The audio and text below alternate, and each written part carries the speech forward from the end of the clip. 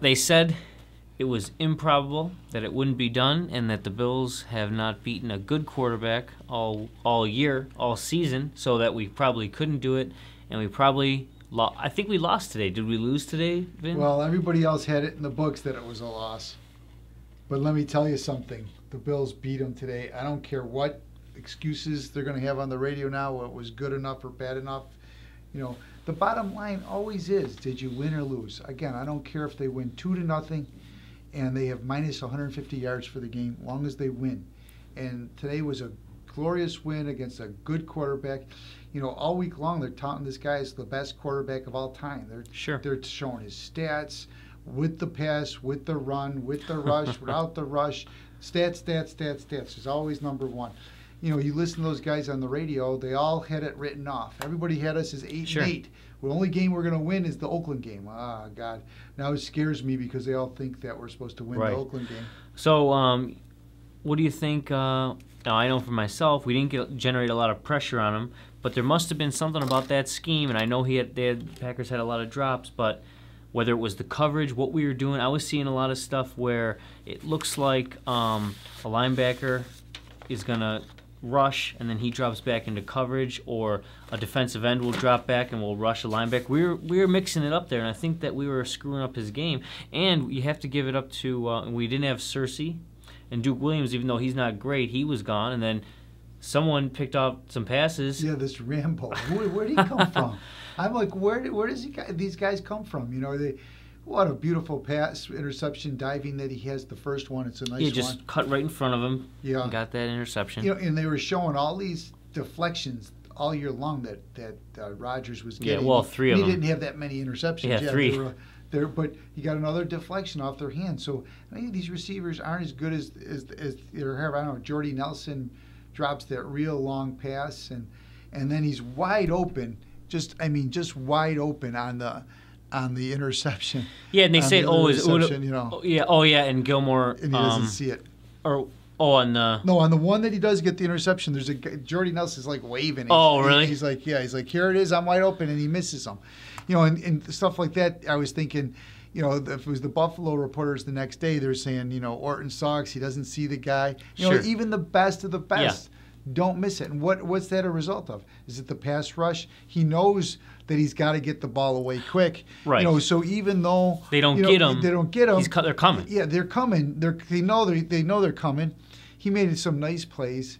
That Eddie Lacy, like the first quarter when they drove down, he's like 5 carries for he almost got everything, all his yardage in one drive. Yeah, he had 15 carries the whole game, 97 yards. You know, he had a 22-yarder along the way. You know, but I don't understand why that always happens. The Bills do something good, and then right afterwards, it was like the guy, what's his name, Thigpen. He gets the thank you for Miami, right? For giving up him and Carpenter. I just still don't understand why they let these guys go, but I'm glad.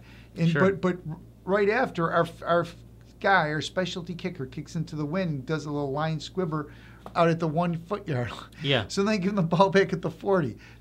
It's like they can't stand prosperity. Every time they do something good, something bad happens. As far as the running, though, I mean, that's a great, you know, he's a very good running back. It looks like Jerome Bettis out there. I mean, he was really pounding him. He's very good. Yeah. And, you know, if we're really shutting down that passing, that's got to open up something else. I mean, they are a good team. You can't take that away from them. And to say your point about the pass rush, we didn't get him, although, we'll wait on while we did finally get him.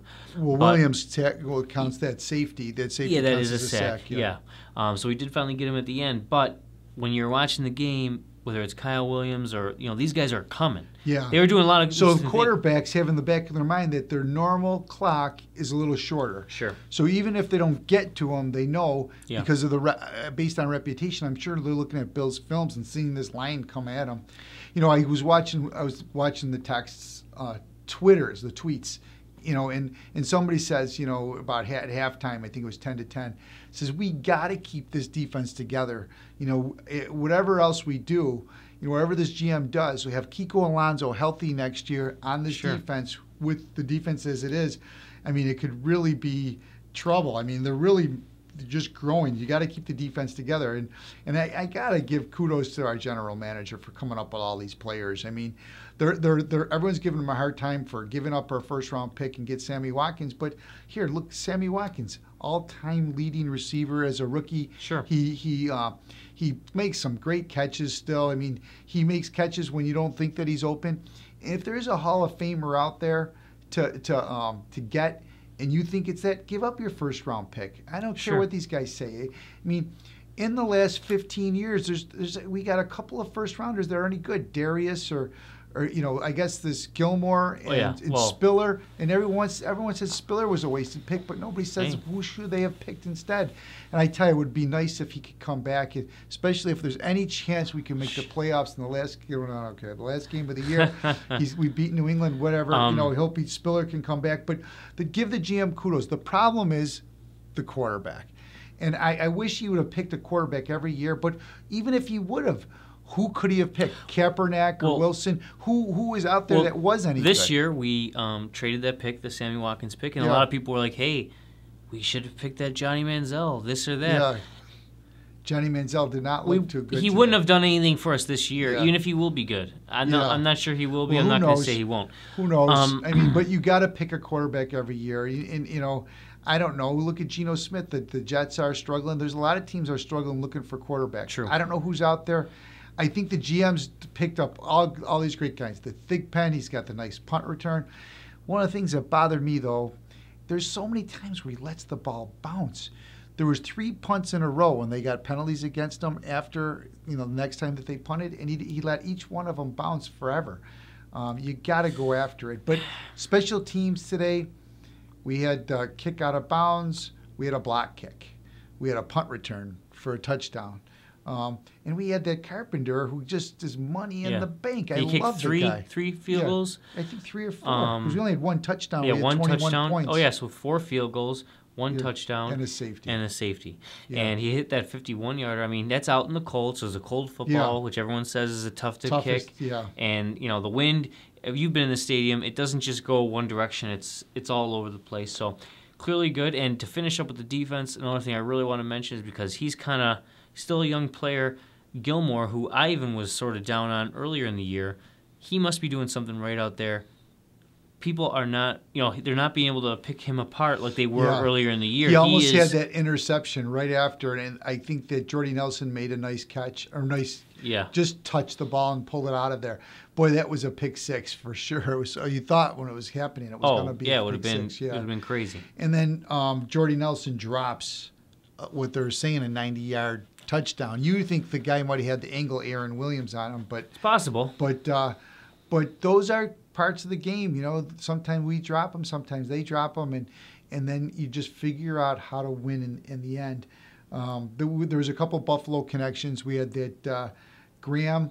What did he do? Pick up the field goal that was blocked and ran with it? That was Aaron Williams too. Aaron Williams, but.